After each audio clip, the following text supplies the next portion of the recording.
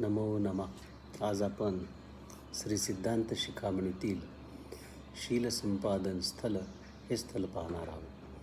जिज्ञासा शिवतत्वस्य शीलमित्युच्यते बुधैः निर्देश्य योगादार्याणां तद्वान शीलीति कथ्यते. शिवतत्व समजावून घेण्याच्या जिज्ञासेला विद्वान लोक शील असे संबोधतात. गुरुकडून जे शिवतत्व समजावून घेण्याची जिज्ञासा असलेल्या त्या भक्ताला शीली असे संबोधले आहे. भावस्य स्थिरता योग शीलमित्युच्यते बुधैः. शरणागत आलेल्या भक्ताचा परिताप नष्ट करणाऱ्या परब्रह्मरूपी शिवाच्या ठिकाणी चित्त स्थिर ठेवण्यास विद्वान लोक शील असे संबोधतात. शीलम शिवेकविज्ञानम शिवध्यानेकतानता शिवप्राप्ती समुत्कंठा तद्योगी शीलवान स्मृतः.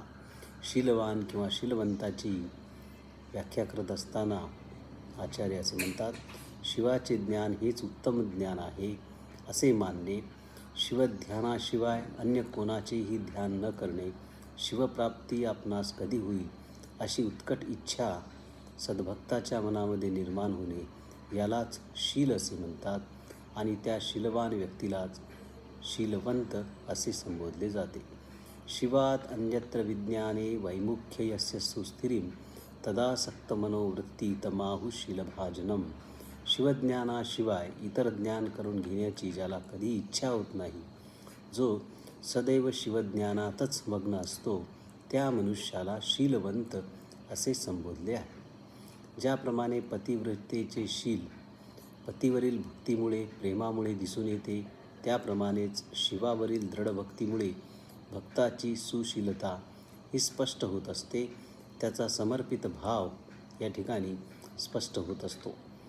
स्त्रियांनी आपल्या पतीशिवाय अन्य पुरुषाची सेवा करणे जसे निषिद्ध आहे, तसेच शरणाने सुद्धा शिवलिंगाशिवाय इतर देवांची पूजा करणे निषिद्ध आहे असे या ठिकाणी आचार्यांनी स्पष्ट केले आहे.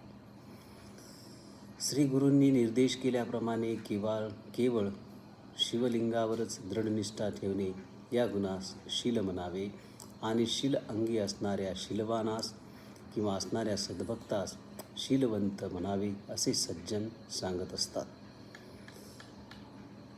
लिंगांग ज्ञानातच एकनिष्ठा असलेला, जगाचा अधीश्वर असणाऱ्या शिवालाच शरण गेलेला, स्थिर मनाचा अर्थात स्वतः आणि शिवामध्ये सतिपती भाव दृढ करणारा सद्भक्तच या ठिकाणी श्रेष्ठ